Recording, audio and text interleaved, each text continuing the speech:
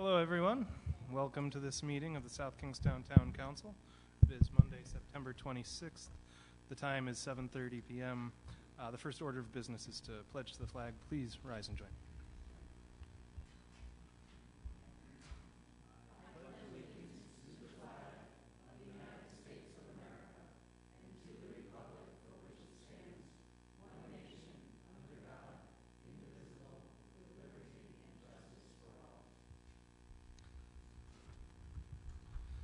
Thank you. And will the clerk take the roll, please? Council President Collins. Here. Council Vice President Healy. Here. Councilwoman Clow. Here. Councilwoman Gledhill. Here. Councilman Veely. Here. All members present. Thank you. Item 4 is the approval of minutes of previous meetings. I make a motion to approve item 4A, B, and C as presented on the agenda. Second. So moved. Any discussion? All in favor say aye.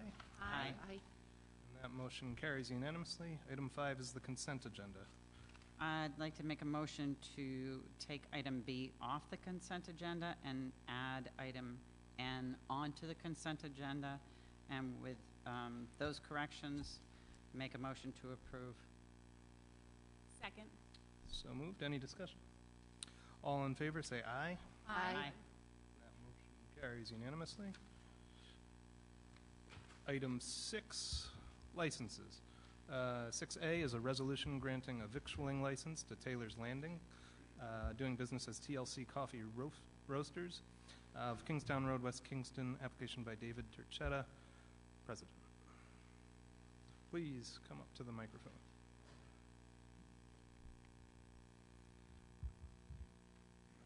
Just state your name for the record and where you live.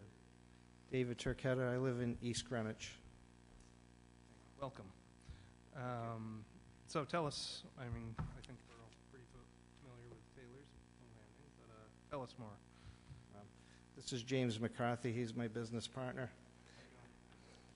We've taken over the cafe, renovated it, and we feel like we've turned it into a really nice place for the community. We've gotten a lot of positive feedback, and so far, so good. Have you changed hours of operation or anything that you're offering? We're primarily a coffee cafe with some lunch deli sandwiches, same as always. We did expand the hours by 1 hour. We are open 6 a.m. to 6 p.m., and I believe that Ken would close at 5. Yeah. I think with daylight savings time coming, when it gets dark at 5, we'll be going back to closing at 5. Well, we need our coffee at all times of day. I'll make a motion to approve item number 6A. Any discussion? I just had a question. Are you still going to roast your beans there? We do roast our beans there, yes. Don't change your coffee. It's delicious. We won't. Thank you very much. Motion on the floor. All in favor say aye. Aye. The motion carries unanimously. Congratulations. luck. Good luck. Thank you. 6B is a resolution granting a holiday sales license to Ultimate Mobile Wireless of Old Tower Hill Road in Wakefield. Jeffrey Olson, applicant. Jeffrey Olson, Riverside, Rhode Island. So tell us about your store. I just opened up the store in May, and it seems to be coming along. I'd like to open up for holidays. Any questions? I make a motion we approve item license number 6B. Second. So moved. All in favor say aye. Aye. Motion carries unanimously. Good luck. 6C is a resolution granting a miscellaneous permit to conduct the 7th annual 5K run walk and 1K fun run on Saturday, October 1st at 8 a.m. at the Harbor Church, 263 Waits Corner Road, West Kingston, subject to the execution of a hold harmless agreement indemnifying the town, issuance of a certificate of insurance naming the town as an additional insured in the amount specified by the town, and approval of the Transportation and Traffic Review Committee and write-up. Proceeds to benefit the Johnny Cake Center and Welcome House. Robert Hartman. Come on down. How are you? Good, thanks. Can you just state your name for the record? My name is Bob Hartman. Welcome. Tell us a little bit about the 5K. And, 5K is from the Harbor Church, which should be formerly the West Kingston Baptist Church. It's our 7th annual time. This year, we're going to donate all the proceeds to the Welcome House and the Johnny Cake Center. We expect about 125 runners and no rain. So, Perfect. That's a good plan. Any questions? Can you tell me where the route is for this? the route starts in front of our church on Waits Corners Road. It turns left onto Fairgrounds Road. It turns right onto 100 Acre Pond Road. Comes back out, goes up Estelle Drive a little bit, stops just before the big hill, and then comes back down. And can people still register for this? Yes, they can. How do they do that? They can do it online at theharborchurch.net, or I have some flyers here if anybody would like to take one home. Sure. Bring them up. All right. I love that. Do I hear a motion? I'll make a motion to approve item number 6C. So moved. Any further discussion? All in favor, say aye. Aye. Thank you. We'll hope for sun for you. 6D is a resolution granting a miscellaneous permit to conduct the Chalk It Up Against Bullying Community Arts event on Saturday, October 15th. This is from 11 a.m. to 2 p.m. on Main Street between High Street and Robinson Street.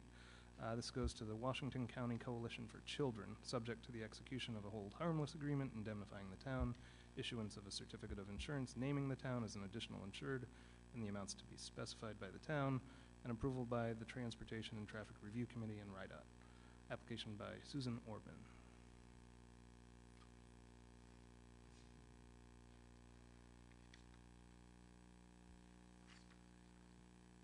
Hi, I'm Donna Green. I'm here as a representative of the Washington County Coalition for Children. I have a couple of handouts, if I could give them to you. And I'm Mary Rhoda. I also am here representing the Washington County Coalition for Children this evening. Welcome to both of you. If you want to start, you can tell Sure. us. While Donna's handing that out, this is the third or fourth year that the Washington County Coalition for Children has done this event. It is an opportunity for children to express in a peaceful manner their opinions about bullying. Statistically, I just think this is so dramatic. In America, in 2015, between K and 12, there were 1 in 7 students that were either bullied or being the bully. 160,000 students stay home a day in fear of being bullied. I know that Donna has some pictures and some comments about the event. I did, and you do have the pictures there. It's organized with schools, local businesses, as well as the Wakefield Village Association in an effort to raise awareness against bullying. And we are planning on hopefully a little more participants than we had last year. Last year we had 285. We do have rain dates scheduled for the 16th of October, the 22nd and 23rd, and we're hoping it doesn't rain. It will be held on the 15th. And the event is free. It's for children ages 5 and up. It's free, but is there a way that people can donate to this very worthy cause? Yes, they can go to our website, Washington County Coalition for Children. Or you can just bring cash. Cash works too. Where do you plan on having your headquarters on Main Street? Remember last year I started at the wrong end, and then I kind of came down and realized you had a table set up in front of 401 Studio. Liz, this year we're having 2 registration points. So Okay. one will be near the Contemporary Theater and one will be down near the Art Supply at the bottom of High Street. Wonderful. I've been to it for 2 years now, and my kids love it, and it's always so nice to see all those children come down and decorate. And some of the artwork is really quite stunning, so I'm really excited for this. Thank you. Thank you. I also have to say that you have been involved with this now for a couple of years, and I've been down there.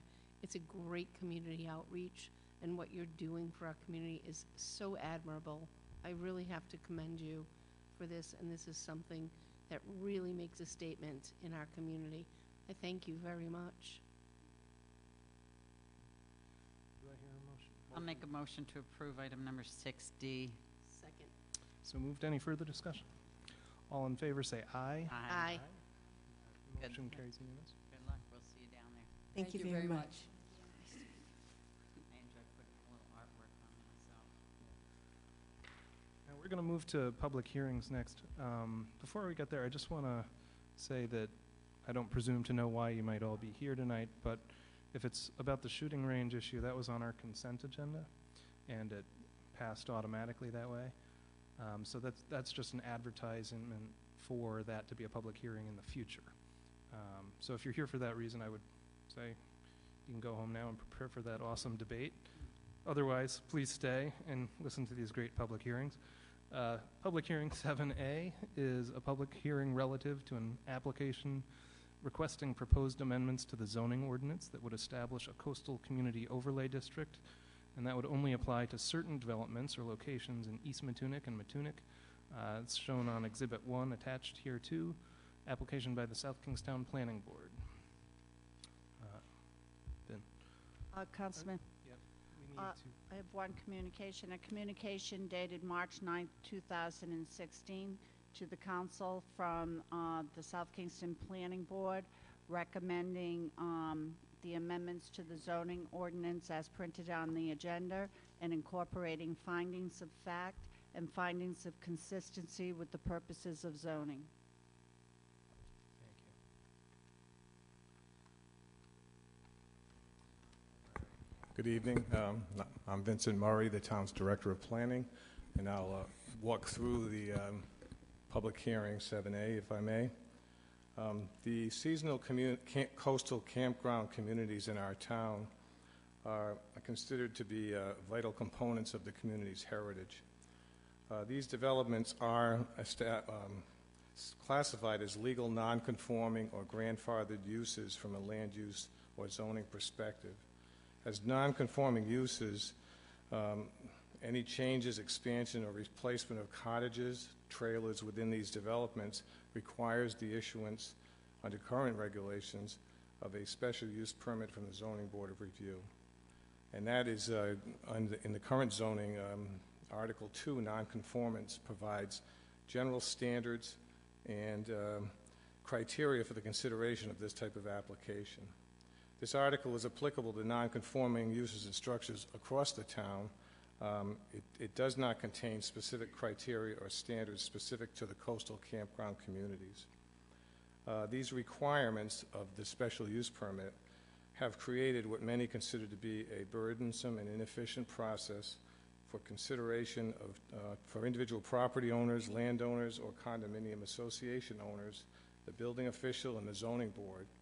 In fact, on many occasions, the zoning board's agenda is dominated by applications for small changes that are often routine in nature to cottages or trailers located in these communities. As a perspective, there's been 43 such applications since 2014 before the Zoning Board of Review. As a matter of fact, there's been 16 this year since just through August.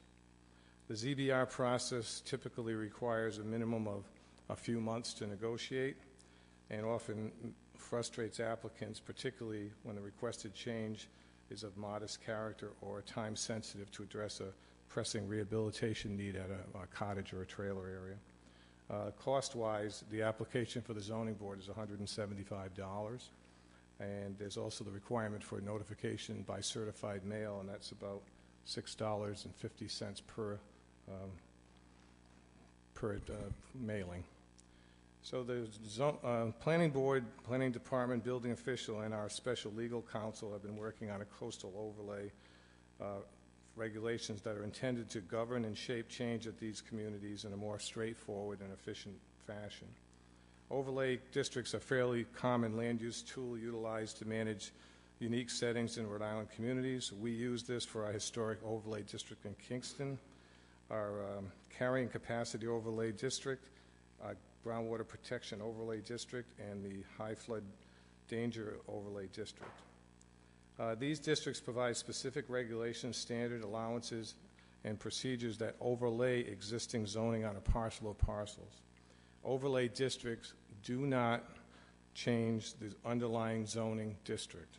So if a parcel is zoned R200 or R20 or commercial waterfront, the overlay district being lying on top would not change that.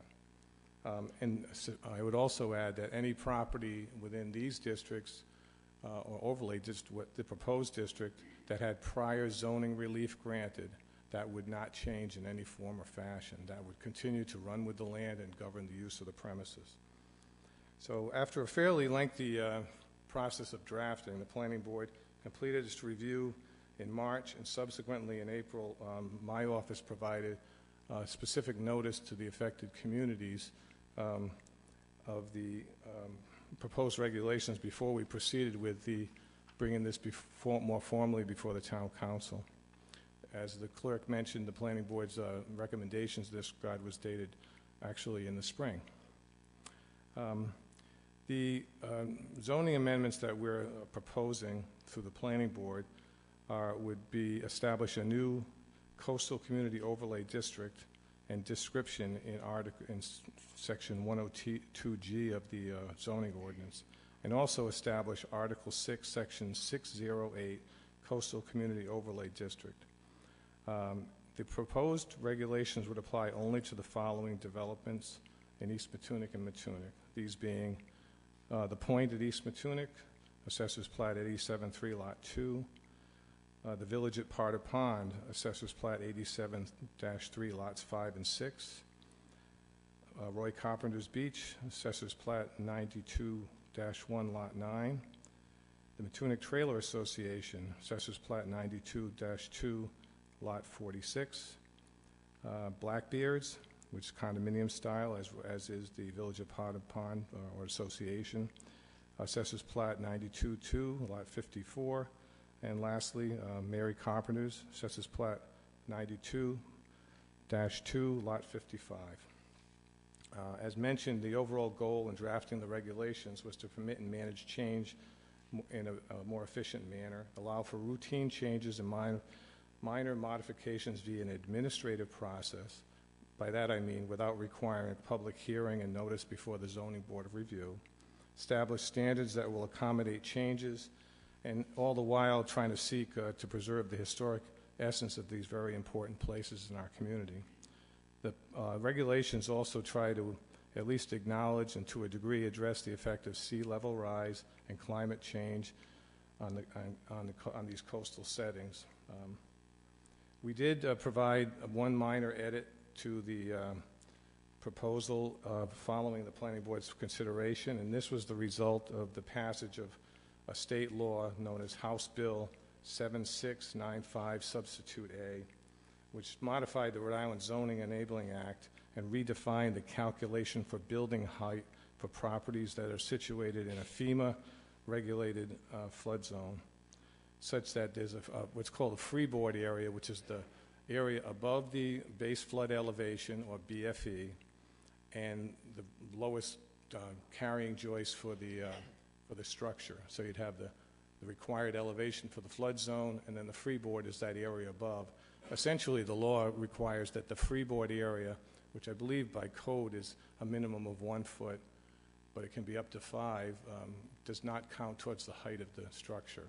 That was a state law change that superseded anything any of the communities would propose. So it's directive and it's governing as an enabling statute to all the communities in the state.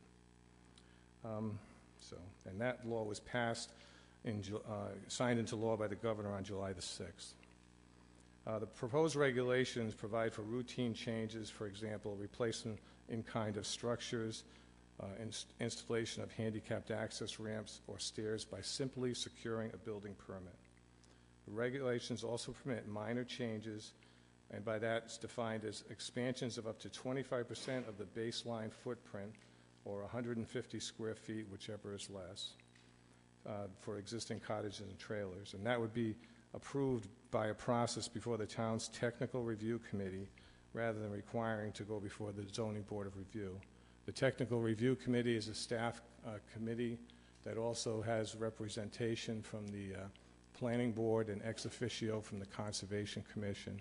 And under these regulations, that group, and there's no fee to apply to the technical review committee. There's no, it is a meeting, it's here in Town Hall, it's a daytime meeting typically, and those approvals could be given via the TRC, which meets every month, so there's not a couple of month time frame that would be necessary. For the regulations, maintain a process for the special use permit for consideration of other applications which are either not routine or beyond minor changes. And so those would be essentially expansions proposed for cottages over 25% of the base footprint. And the base footprint that we define would use the year 2000 revaluation the town underwent when all the structures in town were measured. So we have accurate records for the so-called baseline that you'd calculate the up to 50% possibility for expansion on. Some of the other characteristics of what's being proposed are fire separation standards between structures, and that would be 15 feet desired where it's feasible for new or expanded cottages. Building height for the structure itself would be limited to a maximum of 17 feet with consideration of base flood elevation and freeboard. 1-story limit for cottages, no second stories or sleeping lofts. If a cottage has a sleeping loft, it has it. I mean, but this would be for a replacement cottage, and that's a consideration of building and fire safety code. No roof decks, and the planning board suggested not allowing enclosures of the area below the base flood elevation for elevated cottages. The concern is that in a flood event, those enclosures could become projectiles and cause property damage or injury. As I mentioned, I'd like to mention again, the proposed regulations do not change or supersede any previously granted special use permit, dimensional variance, or other existing conditions at the developments. In addition, the existing requirement that all applications for change be signed off by the landowner, homeowners, or condominium association or managing entity would remain in place.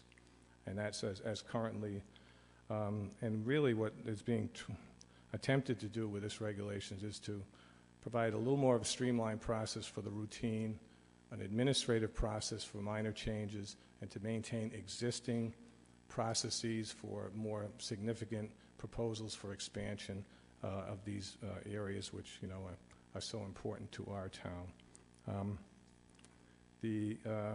As if the town council is of a view to affirmatively consider these regulations, which are listed as exhibited in the agenda, or any edits you may feel are necessary, we would suggest that the planning board recommendation and its findings of fact and findings of consistency with the purpose of zoning be utilized to structure any motion in that particular regard. I'd be happy to answer questions if I may, or hopefully to your satisfaction, or other items of conversation during the course of the public hearing. Thanks, Ben. Any questions?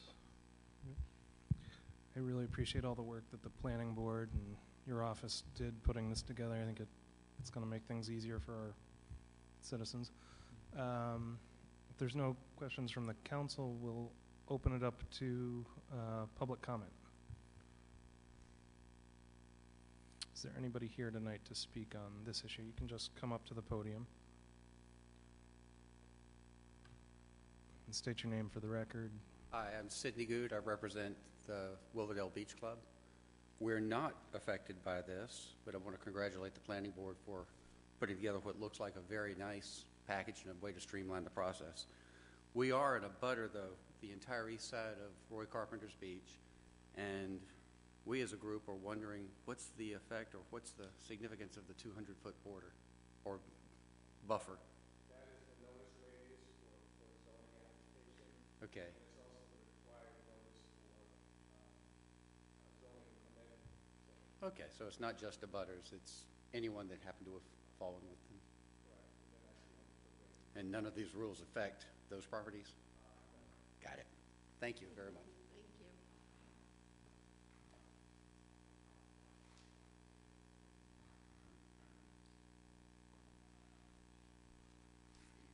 Good evening. Michael Minow. I'm here on behalf of the Point at East Matunic LLC, and We just are here to make a request and ask for some clarification on the record concerning a special use permit which was issued to the Point at East Matunic, and I believe it was amended back in June of 2016. I know it's been stated both in the notice for the public hearing tonight and then also a few minutes ago that this proposed ordinance wouldn't affect any vested applications, or in this case, any special use permits which have already been granted. I'd just like to request that language be inserted into the proposed ordinance that's consistent with what's stated in the notice and which was already stated tonight, or at least ask for some clarification on the record that that is indeed the legal effect of this proposed ordinance. I can respond.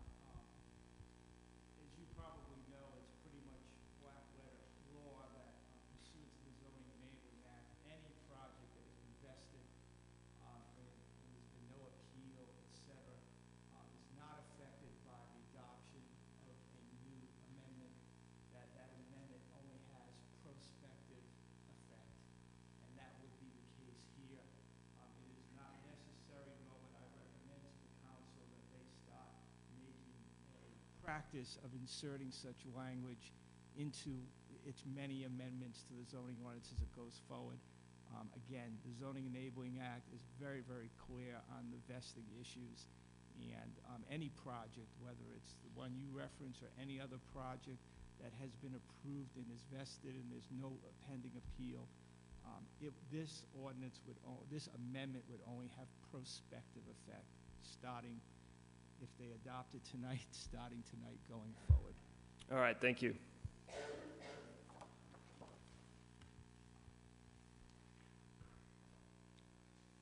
other public comment on this issue? Very well. Do I hear a motion to close the public hearing?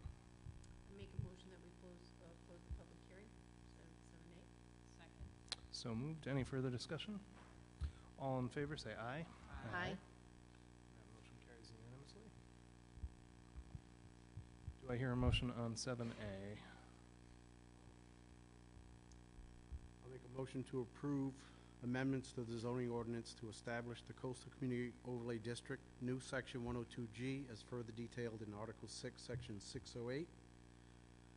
Said recommendation, said approval is based on the findings of fact and findings of consistency with the purpose of zoning. Could I just ask you to add, Joe, and I like that you included the findings of fact, the findings of consistency with zoning. Also, we're going to add that you find it's consistent with the town's comprehensive plan, and that further you incorporate and adopt the findings set forth in the planning board's memorandum to you dated March 9, 2016. As amended. I second that. So moved. Any further discussion? And again, thanks, Ben, for all the work. You said this was a long time coming. We appreciate it. And I'm always in favor of deregulating and making it a little bit easier for people. So happy to have something come forward that makes it even easier for people to get work done. So thank you for your work on that. All in favor, say aye. Aye. That motion carries unanimously. 7B, don't go anywhere, is a public hearing pursuant to the town's application for text amendments to the zoning ordinance to allow a new use code 66.4, large-scale ground-mounted solar voltaic facility on government and institutional zoned properties associated with closed and remediated landfills at Rose Hill and in Kingston, as shown on Exhibit 2, attached here too. Application by the South Kingstown Planning Board.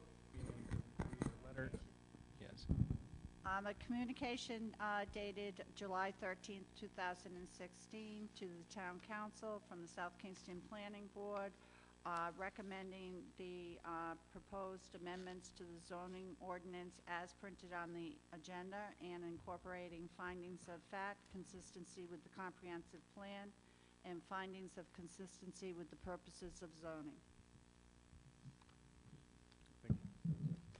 Take it away. Oh. Good evening again. As mentioned by the clerk, the Planning Board has recommended favorable consideration of a draft ordinance to address large-scale ground-mounted solar photovoltaic installations in the government institutional zoning district. The town has been working in conjunction with the town of Narragansett and the University of Rhode Island for some while on seeking to establish solar farm facilities on closed and remediated landfill facilities at Rose Hill, as well as the former Plains Rome dump site and the URI disposal site in Kingston, including some associated properties owned by the state. This project provides an opportunity for the adaptive reuse of these municipal or state-owned remediated brownfields, and would also provide some income stream to mitigate the costs associated with the closure and capping of the landfill properties, which formerly served the trash disposal needs of both the towns of South Kingstown and Narragansett, as well as the university. The town, through the manager's office and the Department of Public Services and our solicitor, are working with municipal and state partners and consultants to develop the necessary technical studies and agreement structure with National Grid to facilitate this green reuse of these brownfield properties. It is also noted that the U.S. EPA and the RIDEM, which maintain jurisdiction over these remediated sites, is aware of the project under consideration and is supportive of same. The former sites, landfill sites, municipal and URI disposal sites, lie within the GI, or Government and Institutional Zoning District. Current zoning regulations pertaining to the GI district do not permit a power plant, which is existing use code 66, which is defined as power plant, solar, wind, gas, low sulfur oil, electric or steam facility powered by solar, natural gas, or low sulfur oil only. This use is currently allowed by special use permit in the Industrial 2 and the Industrial 3 districts, but it is prohibited in all other districts. This particular circumstance presented a potential regulatory barrier to proceeding with the solar farm project at the planned sites. As such, that was the genesis of our putting together zoning amendments to be made in parallel fashion to the technical studies and legal agreements for the installation that's being contemplated. This is not a zoning map amendment, but the intent of the amendments would be to target these particular sites versus a broad application of this throughout the GI district in the town. And really to address this, through the town solicitor's ordinance office, an ordinance language was created to create a new use code 66.4, which is large-scale, ground-mounted solar photovoltaic facility amendments to Section 301, the Schedule of Use Regulations table, to permit this use in the GI district. It also provides new definitions in Article 12 and a new section under Article 5, Supplementary Regulations, Section 510, Solar Energy Device, which details the general requirements and standards which would govern this use. The ordinance was modeled after a ordinance from the city of East Providence, which has had a solar farm installation at their closed landfill for some number of years now. It's been through a number of local reviews by town professional staff and at several planning board work sessions, and the latest version was discussed formally at the planning board's regular meeting on July 12th, and then that resulted in the planning board correspondence recommending. The amendments really consist of three things. Article 12 definitions, and there are new definitions for the following: large-scale, ground-mounted, solar photovoltaic facility, which is more difficult to say than you might imagine, rated nameplate capacity, solar energy device, and solar farm operator. Also, as mentioned, Article 5, Section 510.1 through 510.4, which would deal with the purpose of the regulations, the general requirements and standards, additional standards, and 510, abandonment and decommissioning of the facility. Those are all new sections proposed. Also, Article 3, allowance of the new use code 66.4, as a permitted use in the GI zone, and as listed in the agenda, amendments to the existing use code 66 power plant to delete the solar consideration. Just take a moment on that, is that we have had a conversation with some consultants working with a local property owner that could be affected by that particular deletion under use code 66, and not a formal application with the town, but we were thinking about it recently and discussing with the manager and solicitor, as well as the council and work session. And the intent of the ordinance is to facilitate the reuse of the brownfield sites for solar, and not to take away existing rights under the current ordinance. So we would suggest consideration of leaving that definition as it is, whereby a solar farm type facility or a power plant could be established in those industrial 2 properties, which are only located in the town on the westerly side of Rose Hill Road, and there's a half a dozen properties under that zoning district, and it would require a special use permit. And so there's review and public hearing requirement before something like that could proceed, not to mention all the other logistical and scientific and infrastructure issues that would be associated with it. But the regulations that we're proposing with that suggested amendment would establish the specific parameters for allowing the use as an accessory to the remediated landfill sites in the GI district.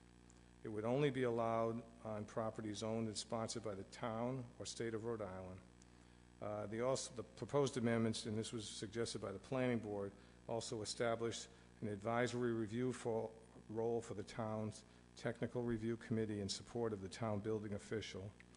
If a project were to be state-sponsored, which typically our zoning does not apply, we do have language in the proposed ordinance that would require that the state building commissioner's office provide notice to the town, and also suggested that they utilize the general standards associated with the ordinance as proposed.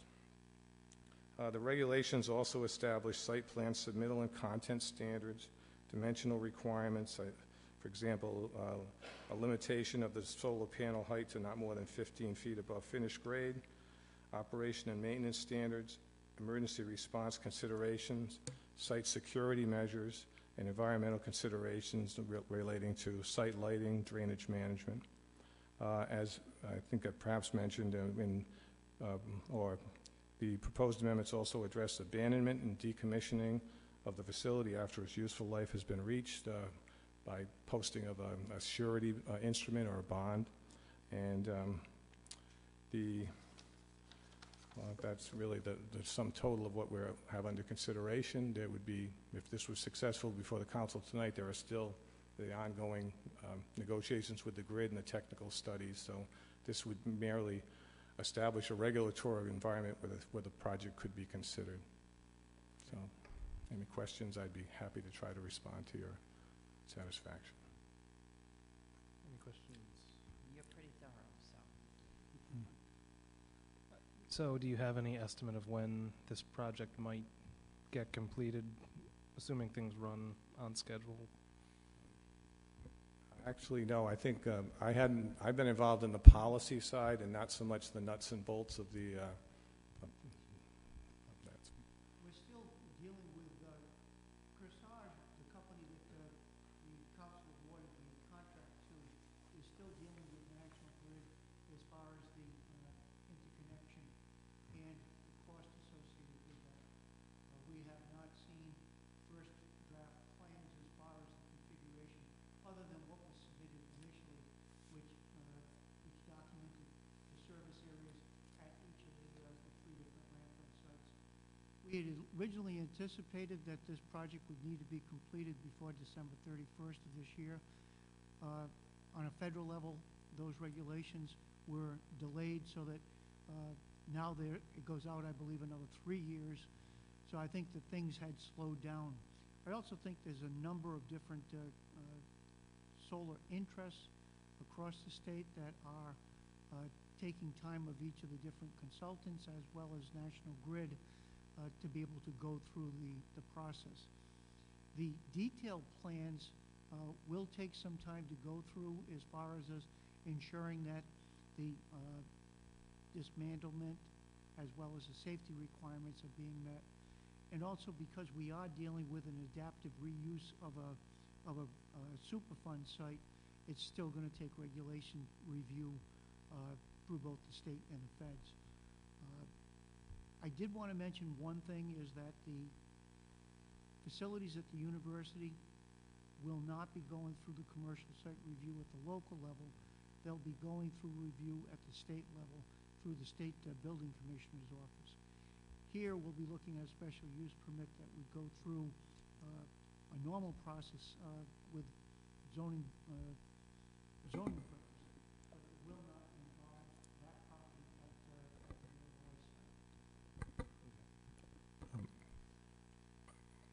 Well, just a note, we're talking about it as a permitted use, not a special. It would be through the TRC, the advisory review. And also the planning board is committed to taking a broader, we've had a lot of interest in solar power across the community, and our regulations, I think, in total need to catch up with where the trends are going and where the, so we're looking at trying to develop a more global response and having an appropriate regulatory environment to deal with the multiplicity of proposals that are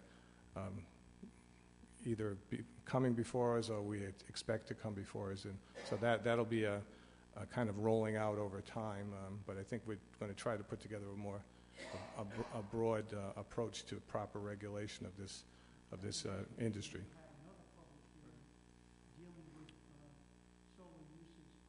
Other properties in the community, which is coming forward at the request of a developer that has a negative recommendation from the planning board. But the planning board will continue to need to work with coming up with reasonable regulations to be able to allow for potential sightings at other than the GI sites. I did bring up last year that I had a conversation with Nate Barrington over at Kingston about some safety concerns he had with us encouraging the use of solar panels, and especially on a larger level with the Superfund sites. And I was glad to hear during the work session that Steve's saying that, you know, a lot of this is going to take time in working with our public safety personnel and how to deal with the unique circumstances that come with these solar fields. So I'm happy to hear that you guys are working together, and I hope that that stays on the forefront too, because just like planning needs to catch up with the times, so does the safety regulations. Yeah. I was surprised to hear that there is no standard really in the fire department yet for how to handle these sort of things. It's still all pretty new, so I look forward to hearing how we approach that.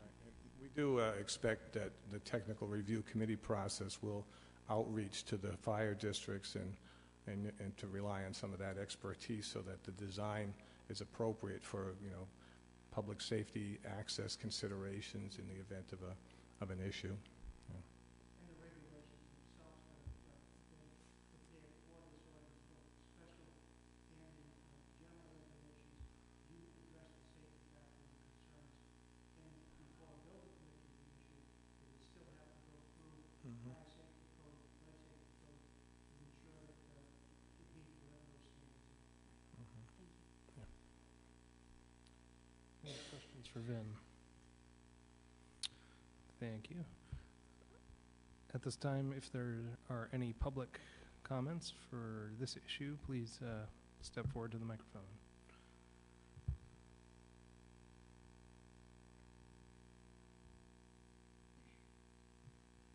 Hi, I'm Hannah Marini. I live at 169 Narragansett Ave East. I've been working in the renewable energy industry for about 7 years. I have both public and private sector experience.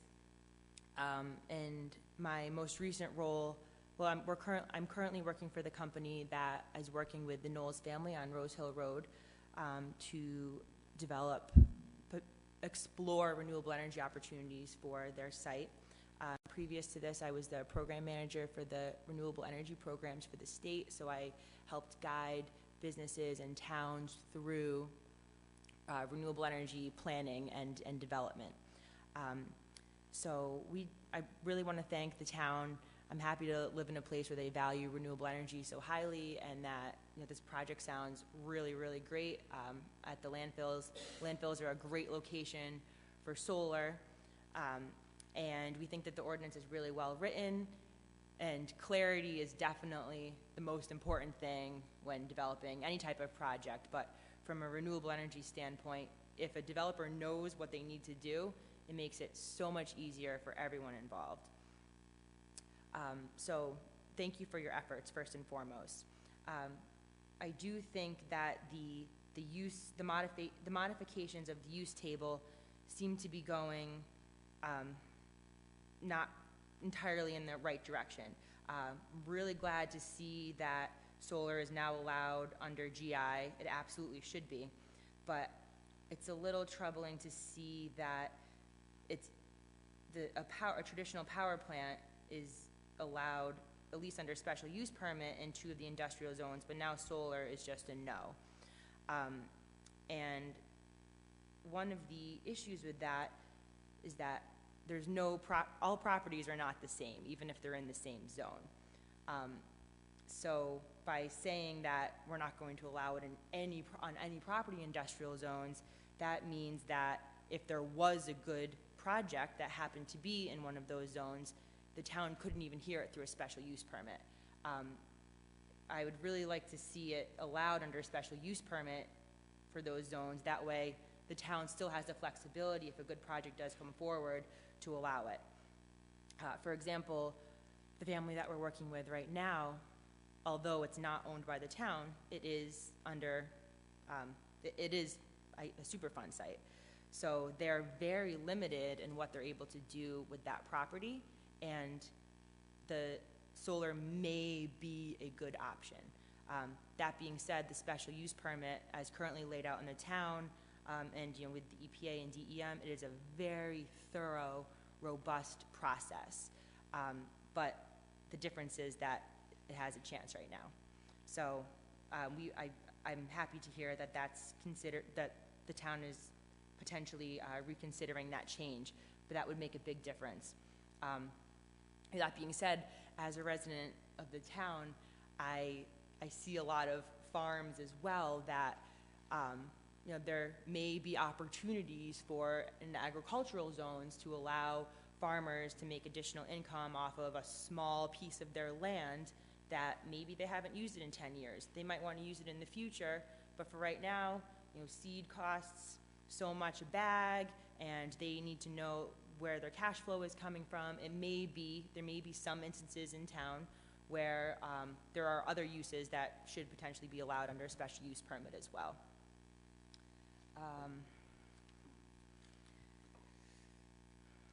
The only other thing I wanted to mention is that there are, based on my experience, I've worked in a lot of different communities, and with a lot of different communities in the state, and there are some towns right around South Kingstown that I've always considered to be maybe a little bit less progressive, that are even allowing some smaller ground-mounted systems by right, and then allowing other projects to go through the special use permit. So just for some background information, a 250 kilowatt system is a little less than 1 acre. So if somebody has 30 acres, that means they can only use 1 acre for solar in town, for example. So that is actually a very small project. I'm talking about the definition of large-scale solar in the ordinance. I think that was all I wanted to mention, but just that it's, special use permits are still a lot of work, but at least it gives the flexibility for the town to evaluate projects based on their individual merits. Thank you. Thank you. And as Steve mentioned, there's going to be an upcoming public hearing where you might want to come back and address some of those issues again. Just to clarify, we are agreeing from a staff perspective and recommending that the solar be maintained in the use code 66. Correct. What we're not agreeing to is that we would be able to go forward tonight with any other zone considerations for solar placement, either by regulation, special use permit, or as a permitted use. Any other public comments?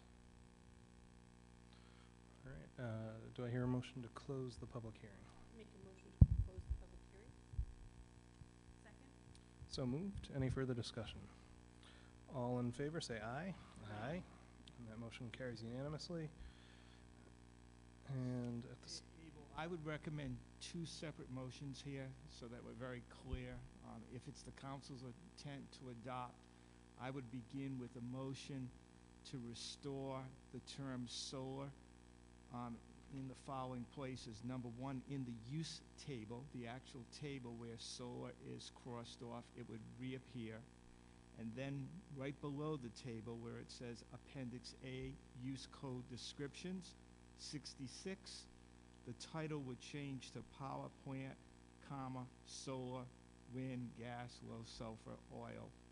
And the sentence right under the title, you would insert the term solar in front of the term wind. So in essence, wherever solar was taken out in Use Code 66 would be restored. So I would make that as the first motion if that's the direction you want to go into. Mike, I have a question before we get to that. I see the use code for power plant. Is there any correlation between the problems they're having in Burrville with the power plant?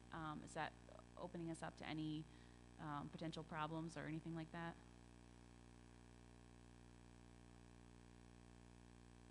I think all I would say to you is that we're only dealing with a GI zone here. Right. We're not dealing with any broad use of, the only thing that's allowed right now for power plants would be in that industrial 2 or 3 by special use permit. I'm not sure that there's any relationship to what's before you tonight to the issues that are ongoing with that gas plant in Burrville. Okay. do I hear a motion, as Mike stated it, to restore the, The motion would be to restore to the proposed amendment the term solar to the use code table and to restore the references to solar in the use code descriptions for use code 66 in appendix A. So moved. Second. any discussion? All in favor, say aye. Aye. That motion carries unanimously. And then, the next motion, assuming you're now going to adopt, is to approve the amendment as presented to you this evening in public hearing, item B, all is set forth in Exhibit 2 as now amended, and that you incorporate and adopt the recommendation of the Planning Board dated July 13th, 2016, whereby you agree and adopt with the findings of fact, consistency with the comprehensive community plan, and consistency with the purposes of zoning. So moved. All right, do I hear a second? Second. All right, any further discussion? All in favor, say aye. Aye. Motion carries unanimously. And that brings us to item 9, comments from interested citizens. This is your opportunity to tell us what you're thinking. Thank you. My name is Ella Whaley, 518A Shannock Road. First of all, I would like to thank you for removing 13B from the consent agenda. And I'd like to take this opportunity on behalf of the VFW Auxiliary for the resolution adopting the proclamation, recognizing September 2016 as Military Suicide Awareness Month for the town of South Kingstown. And then, second of all, I have 3 things to talk about. So the first is a thank you. The second, I would like you to save the date. We have a VFW Auxiliary along with the Veterans Committee from the Elks Lodge for a Veterans Day breakfast on November 11th, 7 to 10, and it's in memory of Gloria Stewart, who has passed, who was our beloved treasurer. So it will be November 11th, 7th to 10 at the Elks Lodge, 1899 60 Belmont Avenue, Wakefield, Rhode Island. Veterans, to thank them for their service, will be able to eat free. Adults are $10, children are $5, and children under 3 will eat free. And I have some flyers for you, just so you can save the date. And then, so let me pass this out now, and then I'll get to my third.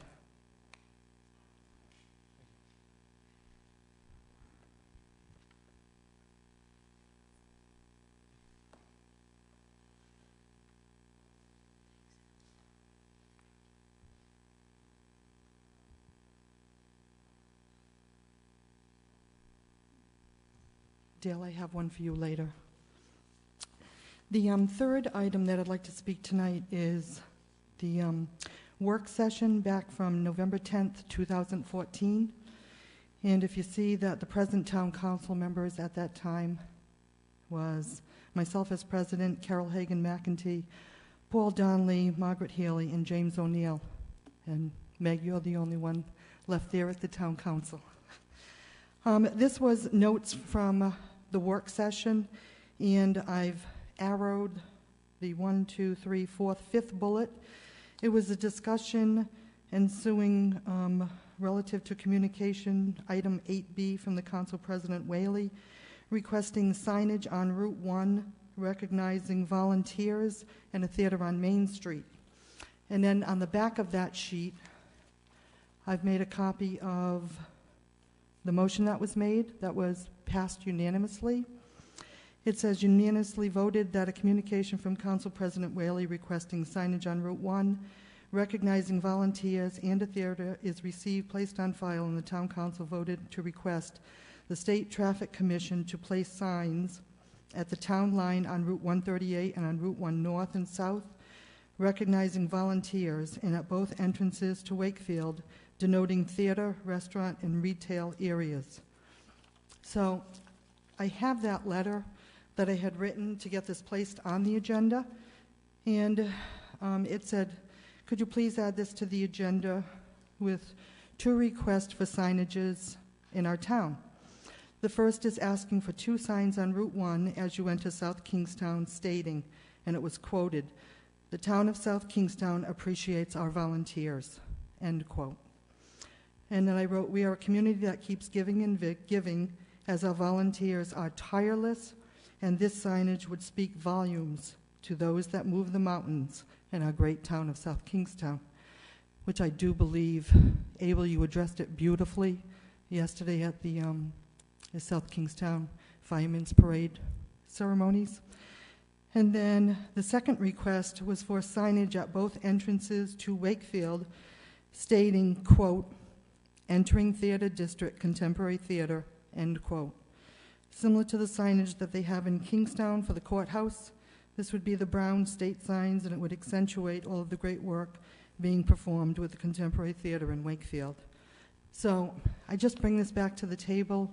It was the last motion that was made with this current town council, and if somebody at some point could let me know where it's at or bring it back to the next meeting for a discussion, I really think would appreciate that. Thank you. Any questions? Did anybody want to address it now? Or? We'll see what Steve says in the manager's report. Thank you. Are there any other public comments or comments from interested citizens? I would like to say that the Firemen's Parade yesterday was amazing. It was a beautiful day for it. I remember last year it was like 90 degrees, so this year was perfect weather. They did a beautiful service, and we are always, as a community, very, very thankful for our volunteers. Firemen risk their lives, and we certainly appreciate it. So thank you to them for their service to the community. Wanted to remind everyone about the Oktoberfest happening, the celebration on October 1st. It will be this Saturday on Main Street. We're closing Main Street from Kenyon Ave to Robinson from noon to 5 with a bunch of vendors that'll be lined there and on the river as well. The Wakefield Village Association has been working on this for about 9 months. So some of the money that they raise will go towards a project with URI in the architecture around the Saugatucket River and a study for that. So everything, all the vendor fees, any money that's raised goes right back into downtown, and really proud of the work that's gone into this. And the town, we were actually able to collaborate with Terry and move the Children's Fall Festival that annually happens to Saugatucket Park. So you can just walk right across the bridge with your kids. There's something for everyone. So looking forward to seeing the community there, and I hope everybody gets a chance to come out. I had the sobering experience of going to a presentation put on by the South Kingstown Partnership for Prevention last week about opioid addiction in Rhode Island in particular. No pun intended, very sobering. So, I mean, there's a horrible epidemic in our country. I recommend, if you know anybody who's succumbed to this epidemic, that you try to get them help. But if you know they can't be helped, you can get the Narcan at CVS. You don't need a prescription or anything. So feel free to take advantage of that program. That's all I. I'm also, as a caveat to that, I'm also on the board for the Partnership for Prevention, which I have been now for, I believe, my 3rd year, if not my 4th, but I think my 3rd year at best. And we have seen an increase in the use of drugs, but more specifically, more powerful drugs. Heroin is become a problem in our community. And sometimes I sit at those meetings and I really have to reflect and say, we have a problem.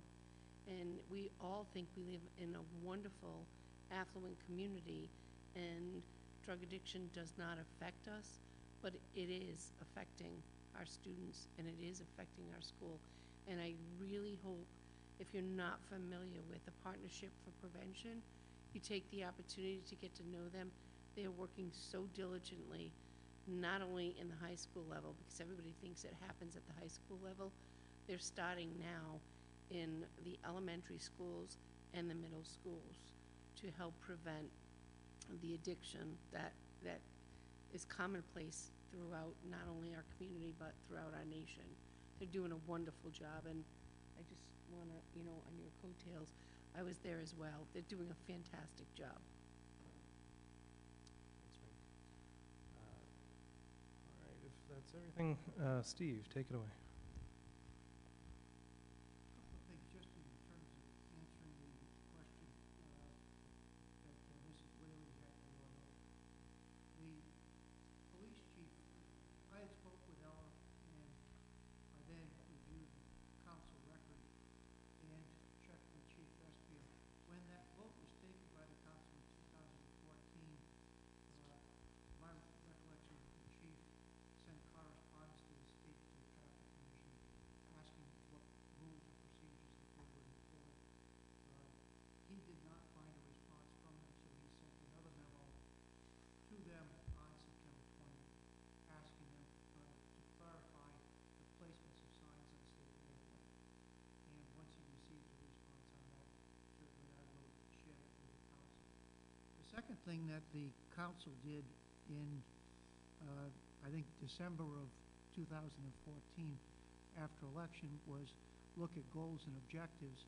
And one of the goals the council was looking at was the potential of placing appropriate signs at each of the locations coming into the community as a welcome to South Kingstown sign that, if constructed, would in fact allow for the placement of a sign that thanked volunteers within the community. As the council recalls, no money was appropriated for that purpose. However, the council requested that grant applications be submitted with the Spirit program, which we did for that. They were not successful. So at this point, we did not have any appropriation to construct appropriate signs, nor did we have a response from the state. I think the only sign that would rate for consideration as a brown back state sign would deal with a theater district. As far as volunteers, based on the size of that sign or where it would be placed, I'm not sure that the state would give that approval unless they were approving an overall design of a much more substantial entry sign into the community. But once I get additional information from the chief based on his request on September 20th of this year, I'll so advise the council. Second item I wanted to mention to the council, and I referenced in the earlier session, is that the town has taken a position requesting the National Grid Cedars Shore project to do nighttime work on the remainder of the project along 108 in at Dale Collier Corner. There has been agreement as of today that they will go to a nighttime construction. We're anticipating that the nighttime construction for the cold planing of the road that's been disturbed will begin potentially on Thursday evening. The work will start after 6 at night and go till 6 in the morning. That way it should clear up and relieve the business district of some of the difficulties that they've had.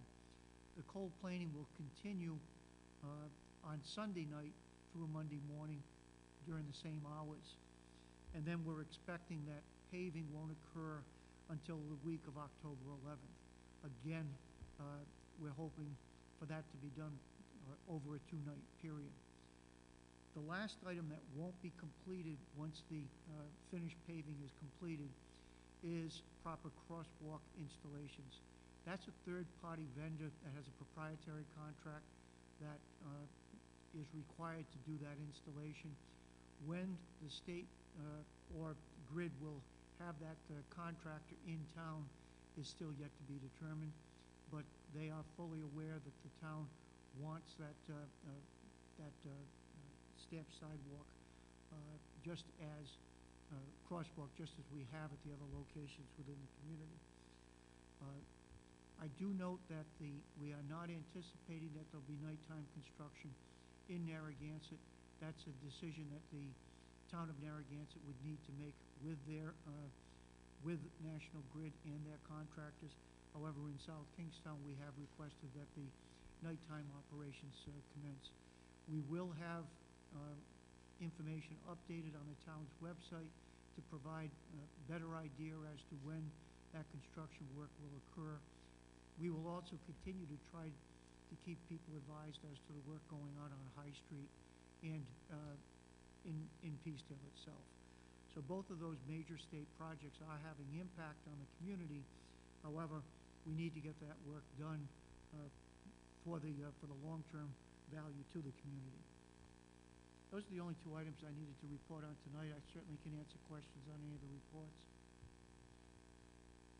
Any questions for Steve? Thank you. I'm all set. Very good. Any reappointments necessary? All right. That brings us to new business.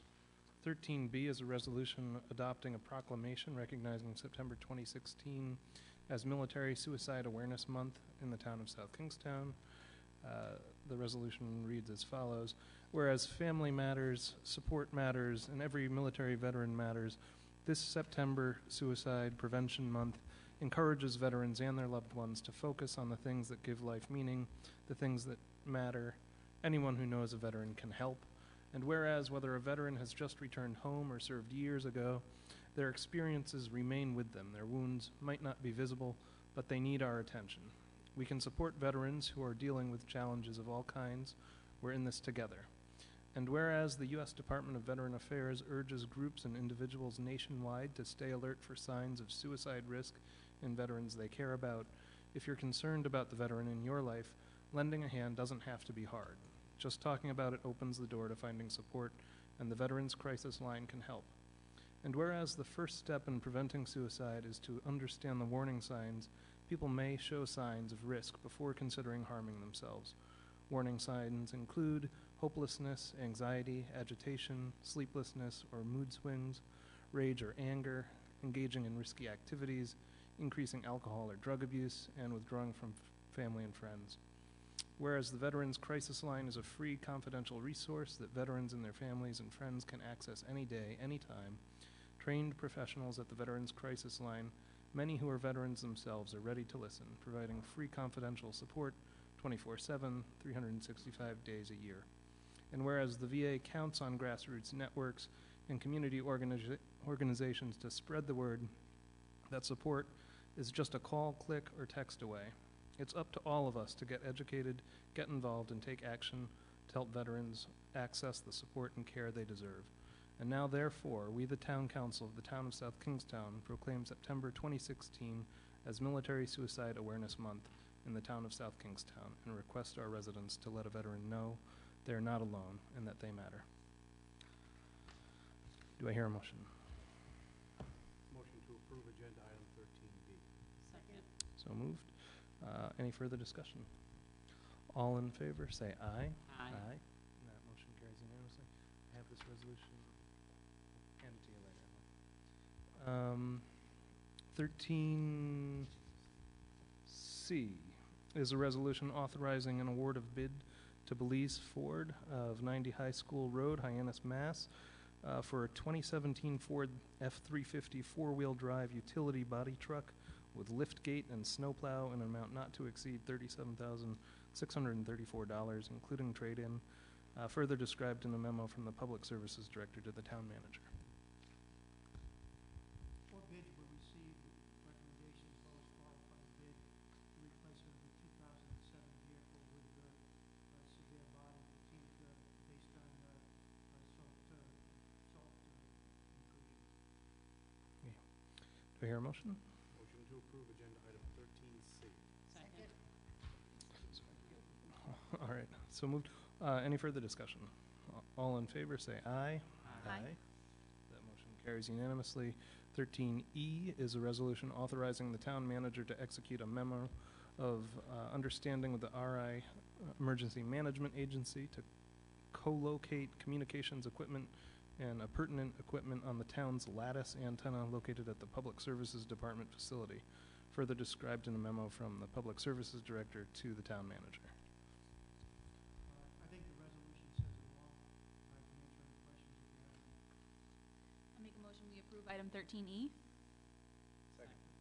So moved. Any discussion? All in favor, say aye.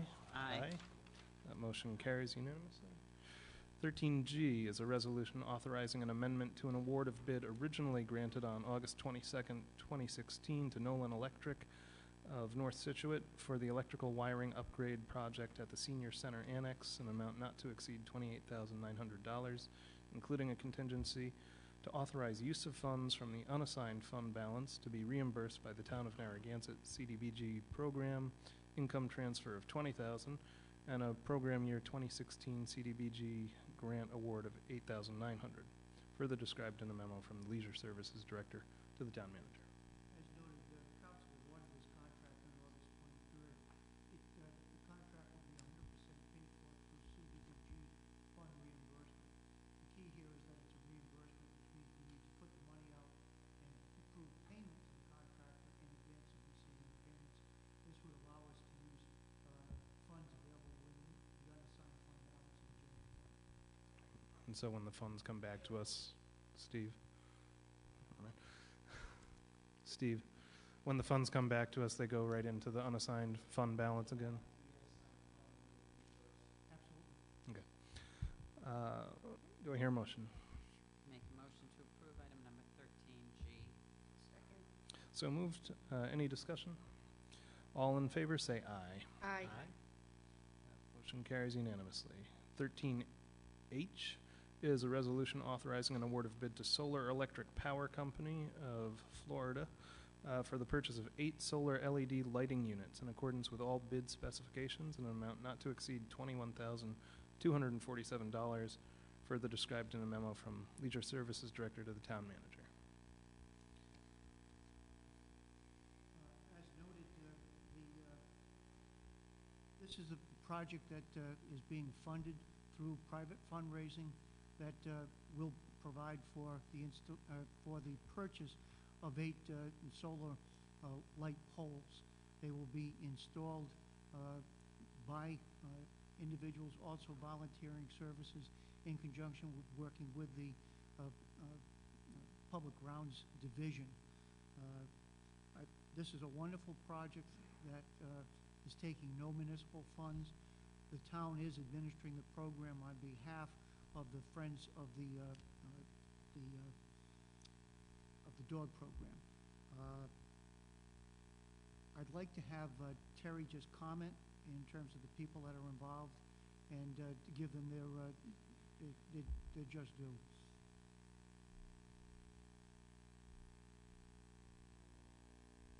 Good evening. As you recall, almost a year ago now, I believe there was a work session here with the town council, and one of the items on that work session was the lighting of the dog park. Prior to that, we had Byron Cahoon, who was actually in our audience this evening, came before the Rec Commission and had requested consideration for installing lighting at the dog park for the benefit of those folks who work during the day. Once daylight savings time rolls around, there's very little time for them to make it to the dog park with their pets and have socialization and exercise, both for their pets and themselves. And the Rec Commission was quite supportive of it at that time. Mr. Cahoon and a small group from the dog park agreed that it would be done on a fundraising basis, that they would raise the funds to make this happen, and the council was quite supportive as well. It's been just about a year, and at this point they have upwards of $24,000 in the kitty for these lights. And I really do have to commend the grassroots efforts of the Dog Park Association, Byron particularly, for leading the charge. He's affectionately known as the mayor of the dog park, and he's been on this right along. It's been a pleasure to work with a group that has really taken ownership of the project and moved it forward. It's a great partnership. I know Joe is also involved on the committee, and Liz as well, in terms of being part of the weekly or monthly meetings towards planning fundraisers, making those happen, and basically having the money to move forward. So we're excited to do that and get these lights in so people can continue to enjoy the park. Looks like a good deal that the town's getting on those. Could we maybe put together a resolution? Maybe Dale and Terry could draw it up just to memorialize all that work done into that.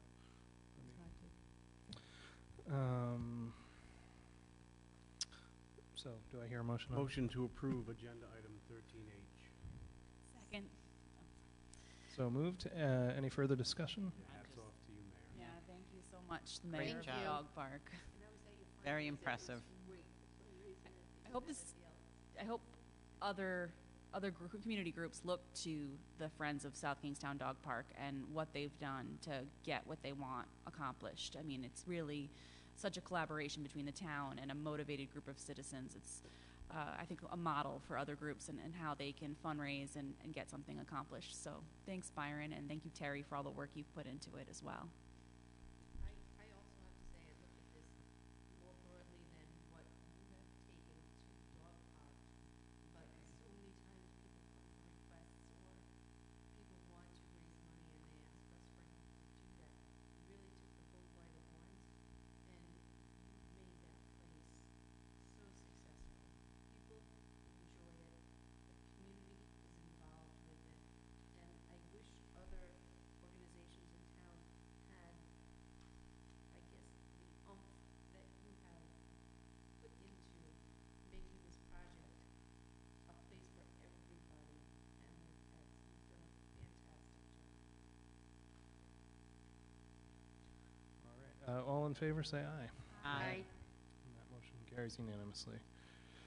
Item J is a resolution establishing the following fees for disposal of tires, mattresses, and box springs at the Rose Hill Regional Transfer Station. It would be for recyclable mattresses and box springs free. Non-recyclable mattresses and box springs, $60 each. Those are wet, and that's what makes them non-recyclable. Tires 18 inches and under are $7 each, and tires over 18 inches, $13 each.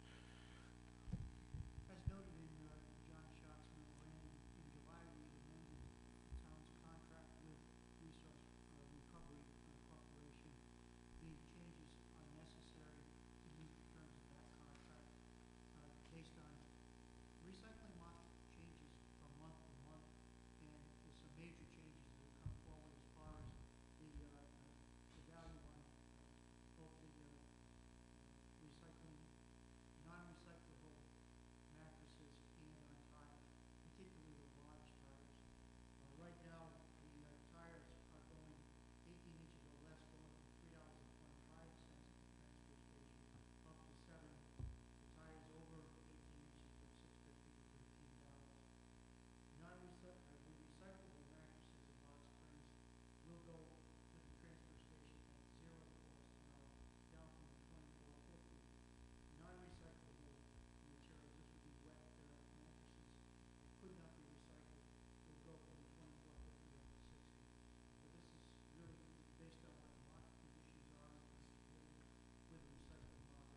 The rest of the council approve the resolution presented this evening. Thanks. Make a motion to approve item number 13J. Second. So moved. Any further discussion? All in favor, say aye. Aye. That motion carries unanimously. Item L is a resolution authorizing an award of bid to Dane Tech of Greenville Ave in Johnston for the purchase and installation of electronic door access system for the South Kingstown Public Safety Complex, Animal Shelter, and Town Hall buildings, in an amount not to exceed $31,292, including a contingency, further described in a memo from the police chief to the town manager. This is a project where what we're looking to do is to have one uniform software that will be used for door access with all of the different community facilities. The council awarded recently the contract for the recreation center. The school department is using this software. This will all go through our network as far as access points to be able to report who's coming in, what time, time they're leaving. It will also provide door locks based on certain times of the day for the public buildings and for restricted access to various components. 3 buildings that are under consideration this evening would be for the public safety building, animal control facility, and also for the town hall. Two of the 3 access doors would be controlled by this system. Ask the council's approval as presented. Make a motion to approve item number 13L. Second. So moved. Any further discussion? All in favor, say aye. Aye. And that motion carries unanimously. Item M is a resolution authorizing an award of bid to Tom Irwin of Massachusetts for the purchase of turf management supplies and turf consulting services in accordance with all bid specifications for a 3-year period in an amount not to exceed $91,500, further described in a memo from the Director of Leisure Services to the town manager. As noted in Terry's memorandum, our goal is to have a comprehensive turf management plan. To do that responsibly, we need outside services. We're anticipating spending approximately $30,000 a year in terms of being able to determine what best management practices as well as different type of fertilizer loadings are necessary to keep the fields in proper condition for the amount of use that they receive. Right now, we're maintaining over 40 acres of athletic fields with this program. I make a motion we approve item 13M as presented. Second. So moved. Any further discussion? All in favor, say aye. Aye. That motion carries unanimously, and it brings us to the end of the agenda. Do I hear a motion to adjourn? Motion to adjourn so I can go watch the debate. Second. So moved. Any further discussion on that one? All in favor, say aye. Aye. By a vote of 4 to 1, that motion carries. Are you watching the debates? He is not. Oh my God, DVR, it's DVR. I'm going to get Chinese food so we can watch it. Me too, I'm gonna go get Chinese food. It's 9:53.